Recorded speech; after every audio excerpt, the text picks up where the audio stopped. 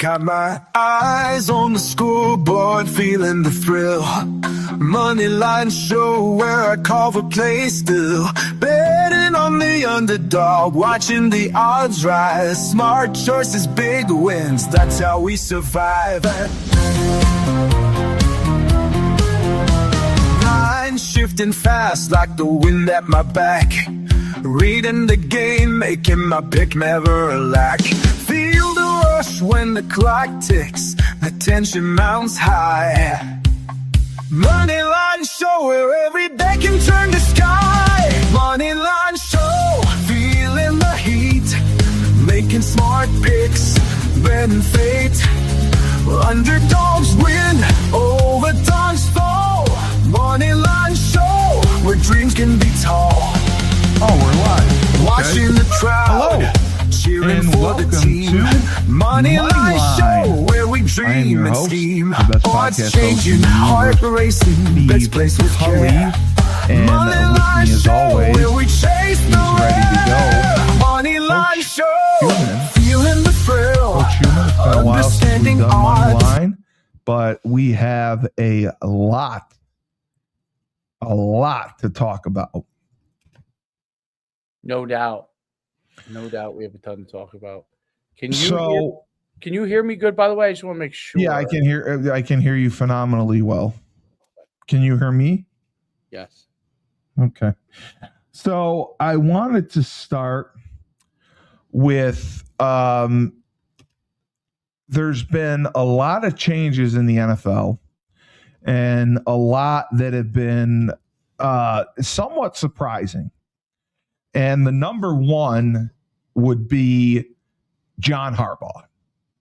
John Harbaugh has made the playoffs 12 out of 18 years that he's been with the Ravens. He's won a Super Bowl with Joe Flacco. He has been with Lamar Jackson, who's won numerous MVP awards. They changed things around when they brought offensive coordinator Todd Monken on, who revitalized the offense, not this past season, last season. But, you know, my thing is, and you mentioned the other show that we did with my friend Rocky Corigliano. We talked about it. The Ravens and the Steelers played for the championship of the AFC North. And Rocky pointed out that whoever lost that game, their coach was going to get fired. He said if Pittsburgh lost, Tomlin was probably out. And the Ravens lost, so Harbaugh was out. I think, obviously, as you know, you and I have both been coaches. I coached at the college level because I'm a better coach than you, and so I coached at the higher level. You coached at the high school level, but you know that over time, your voice becomes less impactful. You know, the longer that you're there, it's tougher to have success for a lot of guys, just because that's the way it is. I mean, look at Belichick. You know, Belichick was 15 wins away from beating George Halas's record, which has been since the 1940s, 50s, or no, 60s. It was 60s. Maybe it was the 60s. I'm not sure. But you know that when you're a head coach, guys tend, you know, if you've been there a while, it sometimes you benefit from a change. Now, I don't believe Harbaugh is going to be unemployed very long. As a former Giants fan, I would love to see him go with the Giants. But I wanted to get your thoughts on John Harbaugh being in the NFL unemployment line. Because there's 7 head coaching openings right now. I think most of what you said makes sense. I think his approach and his style, you know, over time with what changes is the athletes and what they expect with each new generation. And but do you remember when he was hired? He was a controversial hire because he had never been an offensive or defensive coordinator. Right, he was a special teams guy, I believe. He was a special teams guy. Yeah. Yeah. So he was an outlier to begin with, and he's had success. And his Super Bowl win, if you recall, do you remember who his Super Bowl win was over? No, John Gruden. I don't know. His brother Jim. Oh, when Jim was coaching the 49ers at the time. Okay, that makes sense. So, yeah, that's why I think he's an incredible coach. He dealt with the Ray Rice situation, which was next to impossible. He, Right. He was there during the tail end with Ray Lewis, Ed Reed, all those good players that he moved on from. And he really rebuilt the franchise. And he's close, very close with the new owner, not new now, but Steve Biscotti, the new owner. So I was really surprised by his firing. But in my opinion, with the jobs that are open, I can't see him being unemployed for long. Do you think he'll be picked up fairly soon? John, yeah, I think he could be with the Giants. I think he's the perfect fit for the Giants. I think it's either him or Kevin Stefanski. But he was hired in I believe it was 2008. So it was midway through the 2008 season. In a news conference, John Harbaugh was introduced by Steve Biscotti, who was the new owner. If you recall, he replaced the great Art Modell. Yep. Yeah, and he was his first hire, and he kept him 18 years. He's been the patriarch of the NFL coaches for as long as he has. He's guided the Ravens he won the Super Bowl in 2012, 6 NFC or AFC North titles, 193 victories, and he's got 13 in the postseason. The problem is, they've had a lot of first round postseason exits. And they lost, if you recall, to Pittsburgh on a 44-yard missed field goal by Tyler Loop. I mean, that if he makes that kick, does John Harbaugh keep his job? That always comes to my mind. So that just shocks me. And then Biscotti said, following a comprehensive evaluation of the season, the overall direction, I decided to make a change. And they're moving in a different direction. And he has struggled to have postseason success. He's had 2-time MVP Lamar Jackson. And he's won 3 playoff games, and he's never advanced past the AFC Championship while he's had Lamar Jackson. And you have to admit, this is the prime for Lamar Jackson. So they really have to make a splash here. Because you remember who John Harbaugh replaced?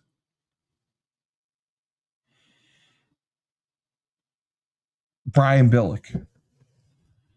Brian Billick, who had also been there for quite some time. You remember Brian Billick? You're muted. That's weird. Yeah. Do you remember Brian Billick? Yeah, he was a great coach. Yeah, he was a great coach. That's who he replaced. And even in the locker room, The players were stunned. The players were absolutely stunned. The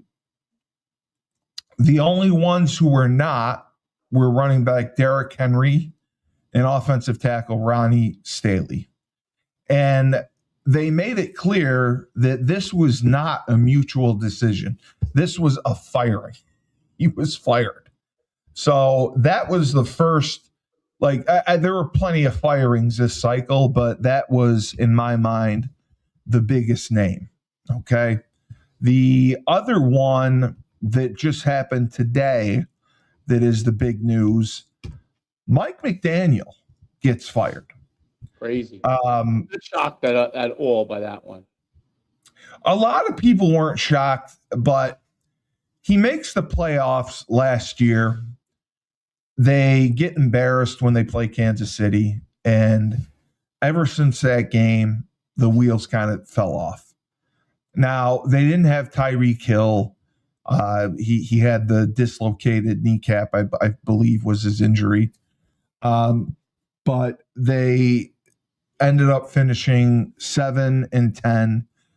And the Dolphins were really one of the most promising teams coming into this season.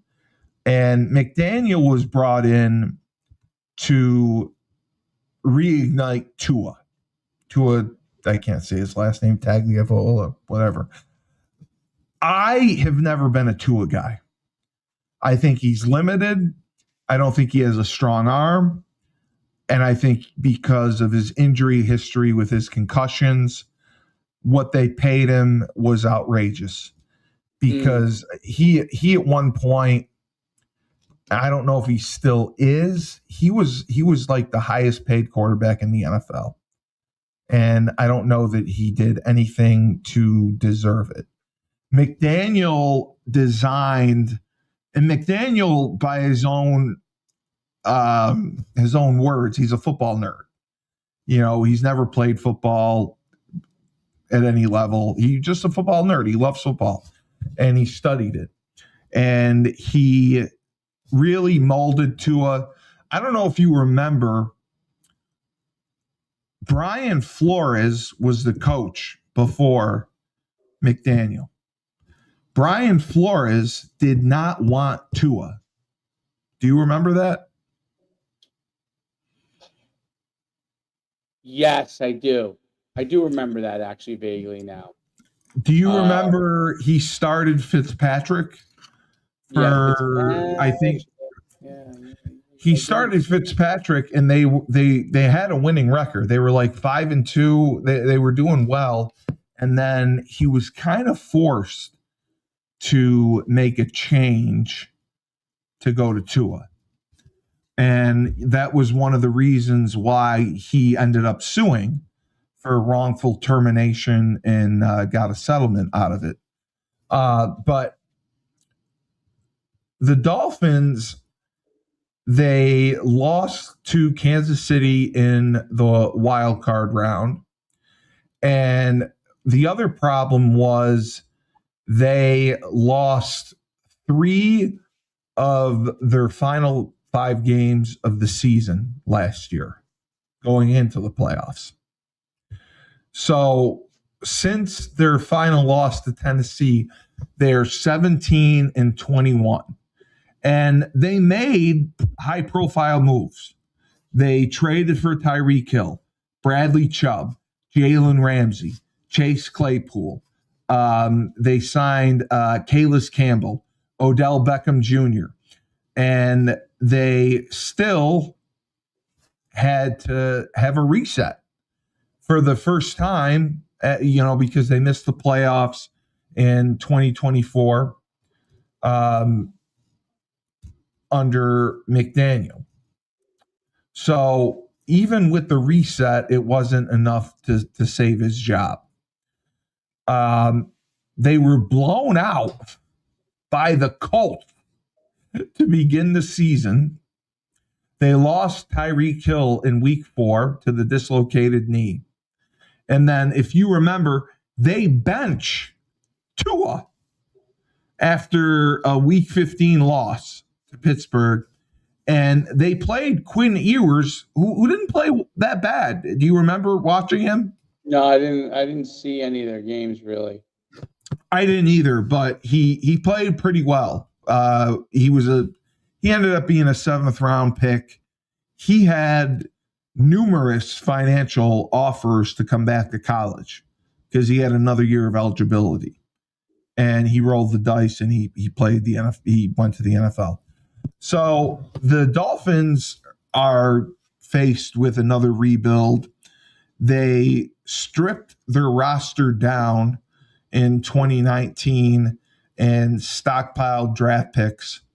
Most of their core players are under team control for at least the next 2 seasons, like Jalen Waddle, Austin Jackson, Chubb, the running back, Zach Seiler.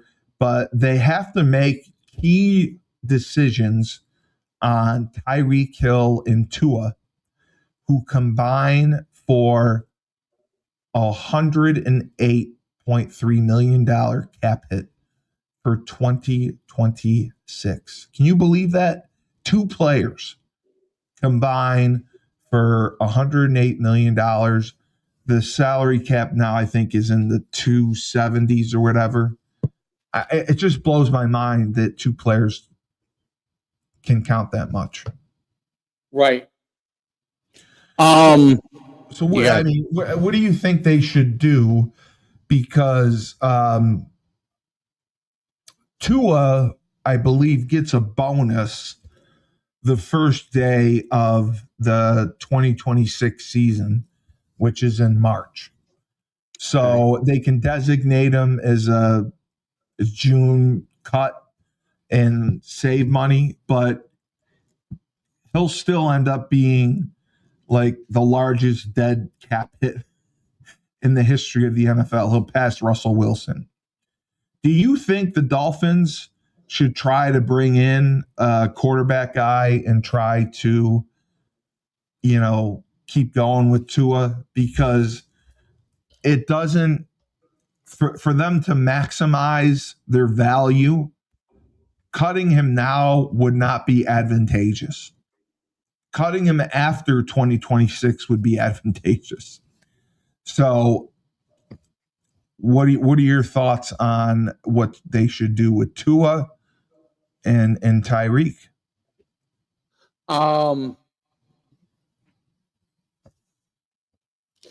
So Tua, to me, does not have the ability to get you where you want to go anymore. I don't see it. Why am I don't see it with Tua. And I don't either. I agree.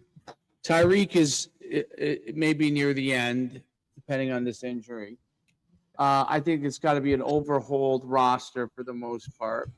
And 6'7". There you go. I say it. There's me say it. Yeah, 6'7". 6'7". All right. So anyway, so I think that they're going to have to overhaul that team. I think Mike McDaniel is he wears his athleisure gear very well. So he's quirky. He's funny. He gives good press conference. Yes, yeah, he's very quirky. He's not a weirdo. he's a Seinfeld guy. He's just nuts. That's all. Yeah. But he's a football junkie. Yeah. That might be true. He's a good coordinator. I don't know. They did Hard Knocks with him. I don't know that he is the best head coach. Right. But I definitely think he'll get hired again as a coordinator. But the situation in Miami, I'm kind of surprised that he got fired this late.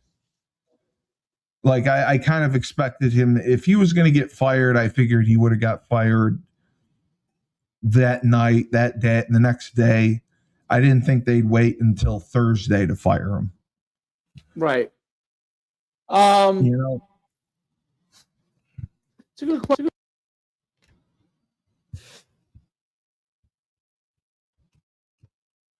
you're muted. Well, this is what's going on in the NFL. You're going to get guys fired, and that's the whole process now. I mean, I don't see it as a big deal. I think the Dolphins stink, and the only teams that stink worse than them are the Jets and the Giants, and maybe like the The Browns. Browns. Yeah, those 3, 4. Those teams all stink, and those teams have always stink. I think the Giants might get Harbaugh. You never know. Yeah, the Daniel, Giants I need think, might be Harbaugh. better off as a coordinator, but he's been a head coach now. I mean, he knows what to do. I don't know. Yeah, I agree. It's a rotating thing, you know. It's Well, every year. the whole thing Who's really is terrible. So there's some guys like you know, who knows what's going to happen in Tampa with Todd Bowles, who's done. they announced that he's coming back. Oh, he is okay. He's done a decent job, but like Yeah. you know, they lost a lot of games in a row. They underachieved. Is a pro though. He knows how to handle things. Raheem Morris let go, right? That was the one that shocked me the most because he won his final 5 games. Yeah. Penix gets hurt, tears his ACL, and you know they bring in Cousins, and he delivers. I mean, they win their final 5 games, and you know Raheem Morris gets fired. Now I know he's only been there 3 years, and I know you're lucky to get 1 year now. I mean, because Pete Carroll gets fired after 1 year, right? But I just thought that was the wrong move. Arthur Blank has just been kind of mowing through coaches, and I thought that Morris should have gotten more of a chance. Do you think that he should have, or do you think that you know he didn't develop Penix enough, and they should have been more of a threat? I mean, they were close to winning the NFC South. They were right there. I mean, the NFC South is probably the worst division in football, next to the AFC North. But you know, between the Falcons, I mean, the Panthers won the NFC South with their quarterback, who is, you know, horrific at times. Like they're going to lose in the first round. The AFC South is dominating. Do you think Raheem Morris should have gotten another year? Any of these teams, if they don't think they're going the way they want them to go, they let guys go. I don't know. I didn't think Raheem Morris was anything great. He's an okay head coach. You know, those guys are expendable. He's just a guy. He's just a guy. Yeah. You know, at the NFL level, he's just a guy. So, and I think that's what's happening with a lot of coaches. Jim Harbaugh for a long time was great, but he hasn't won a championship in a long time. You know, I think it just goes on over and over again, and they'll just recycle some guys and they'll move them on. And that's the thing. I mean, they don't want retreads. Right. That's the biggest thing, because they're talking again about like Mike McCarthy coming back possibly. Mm-hmm. I mean, I wouldn't want Mike McCarthy back. I know that he has a track record of winning. He's won a Super Bowl, yada, yada, yada. But wouldn't you want somebody new, some new blood in there instead of taking a retread? Depends. No, it does depend. It does depend on the organization, and it does depend on the coach. Mike McCarthy, right. I would not hire to coach a high school team right now. No. I if you watched him with Dallas last year, he looked like he would rather be, you know, he would rather have himself set on fire than be coaching a game. He just looked miserable. He looked like Belichick looked on the sidelines in North Carolina. So that's why, like, I wouldn't have pulled the trigger. Now, Pete Carroll, I was surprised because Tom Brady had a huge hand in picking him, and they bring in Geno Smith. Geno Smith had played very, very well for the Seahawks the last few years. He was very efficient, didn't throw interceptions, comes to Vegas, and is a dumpster fire. Now, Vegas is paying 3 coaches not to coach, 3 head coaches. That to me is like, I know the NFL is different and they have the money and all that, but that just shows your ineptitude if you can't get the coach right, or if you're not going to give the coach a chance. Right. I think your coach deserves more than 1 year. I mean, did you think Pete Carroll was that bad that he should have been fired? Yeah, he was bad. Yeah, a lot of people did too.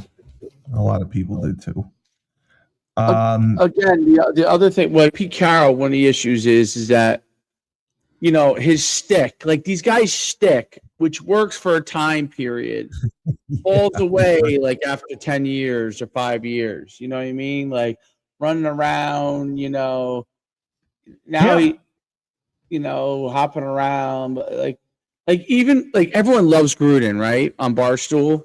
Oh, they do. They love him. And he's like a rock star to the average fan because they don't get all this kind of insight. But to the players, his shtick is old. Well, they get sick of it. Yeah. They're like, professionals. They're not gonna respond to that. They're pros. Yeah. They don't need that bullshit. They're not high school kids. Yeah, it's ridiculous. So Tampa Bay, they kept Bowles.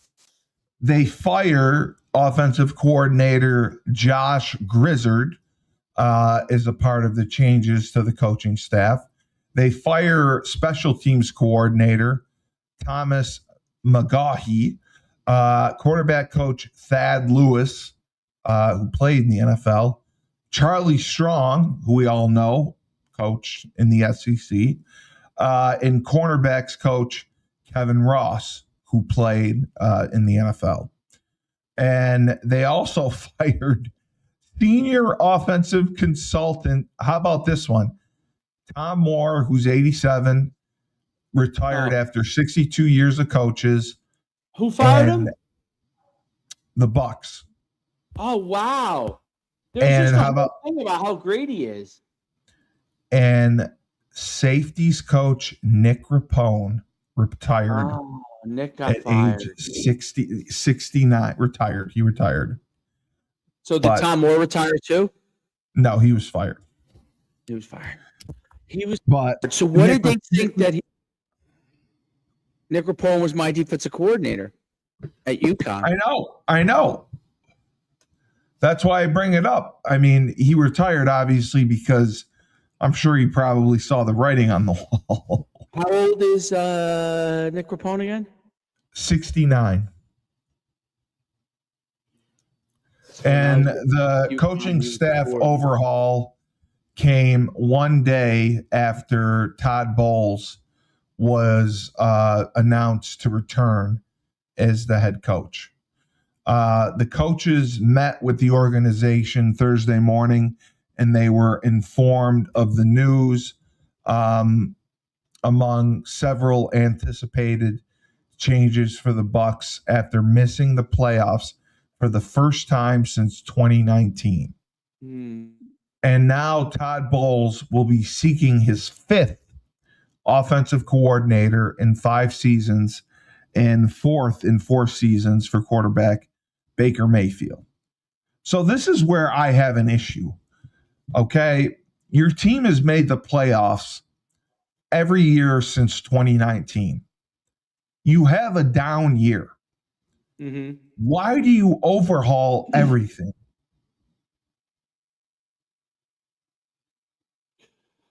That's what blows my mind. You overhaul everything because of one bad year? Why?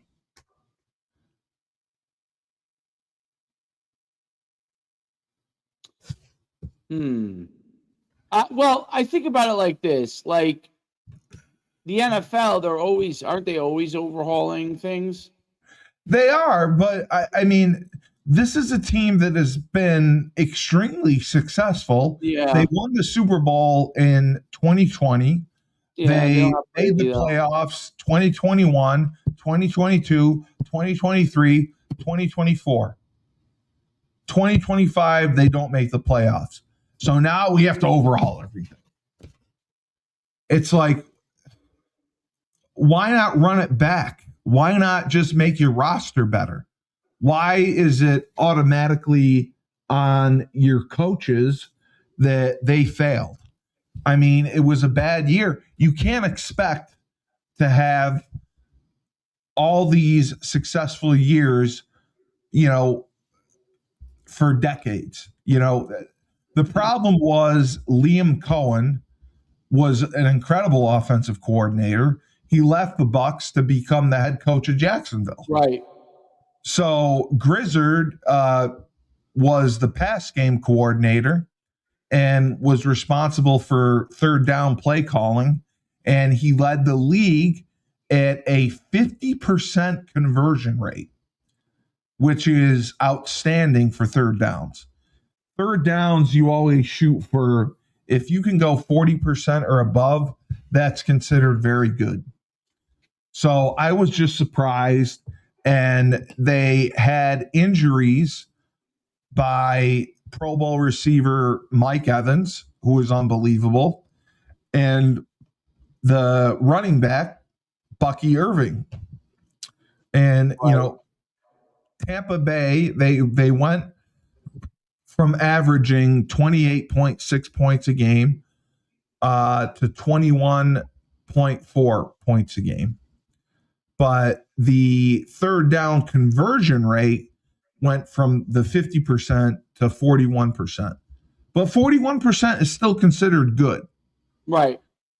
But see, you can't blame them because they had injuries to Evans, the running back Irving, Chris Godwin Jr., arguably the two best receivers in the NFL on any team were both out for the majority of the year.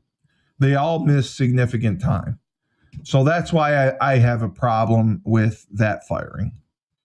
I don't get it. I think that one bad year should not make you overhaul and start over.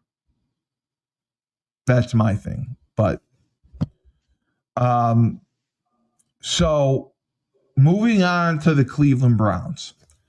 Kevin Stefanski, I think, was put in an impossible position. He was given Dylan Gabriel, a third round pick from Oregon. Okay. Shedeur Sanders, who was driving Rolls Royces and was a Heisman finalist, ended up a fifth round pick. And 40-year-old Joe Flacco as his quarterbacks. How can you be expected to have success and win with that,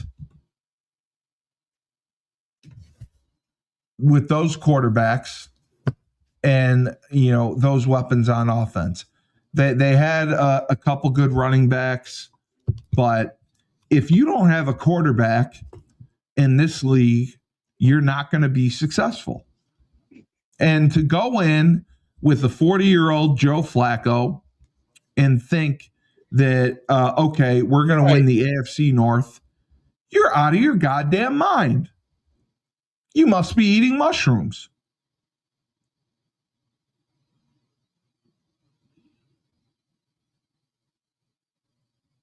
I mean, they would have been better off starting Gabriel. You're muted. I was just taking a call. Wouldn't you Yes. agree though? I thought you want me. So my opinion on Stefanski, right? And I have to go in 5 minutes because I have to go pick up my son. I'm watching a little college football if we can in those 5 minutes. I thought Stefanski did a good job at Shador. Yeah, he played well down the stretch. Yes. I think the team overall stinks, and I don't know why it's got frozen.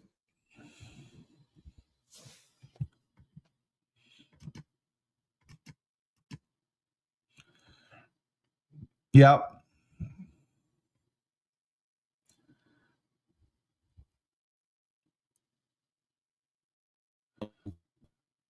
Hold on 1 second. Back there. Am I there? Am I not there? You're not there.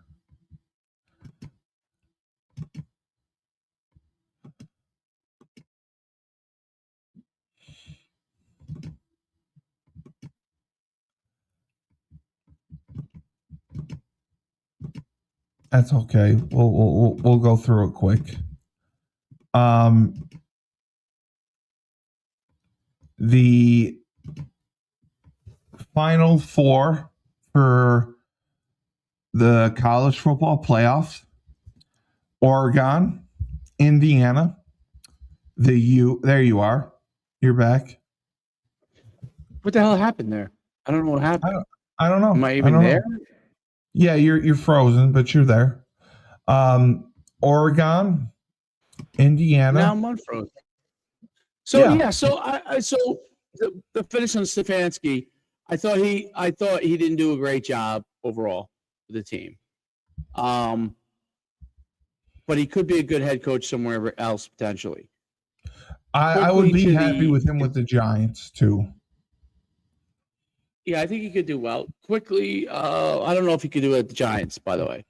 But I think they need someone like Harbaugh. College football. I hope they get Harbaugh.